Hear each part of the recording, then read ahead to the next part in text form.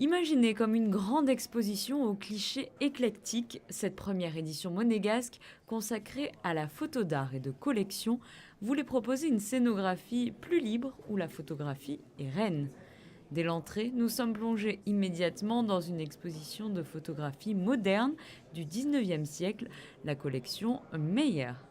Une grande collection allemande, un des plus beaux ensembles de la période dite archaïque, 1840-1880.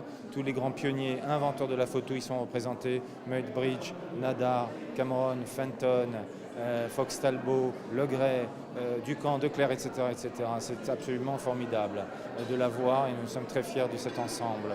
Le public déambule ensuite au milieu des 15 stands de galeristes présents pour l'événement.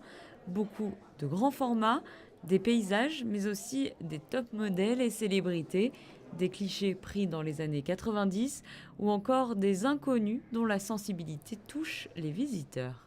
La photo existe aussi parce que c'est un marché de l'art qui aujourd'hui représente la photo qui se comporte de mieux en mieux sur le marché de l'art mondial. Et puis les galeries défendent des artistes qu'ils sourcent, qu'ils représentent, et le marché est créateur de goût.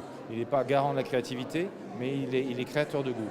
Et ça, c'est très important. Donc, ce sont des galeries moitié Europe du Nord. Elles sont fortes, elles prennent des risques, elles voyagent, elles ont envie de découvrir d'autres horizons. Elles viennent à Monaco, c'est-à-dire Copenhague, Oslo, Lausanne, Paris, Londres, mais aussi le sud de la France, évidemment. Il y a d'excellentes galeries, mid-established artistes, voilà, des gens qui sont en devenir très sérieusement et qui sont représentés dans le sud de la France, que ce soit à Aix-en-Provence, que ce soit à Nice, à Opio, à Monaco.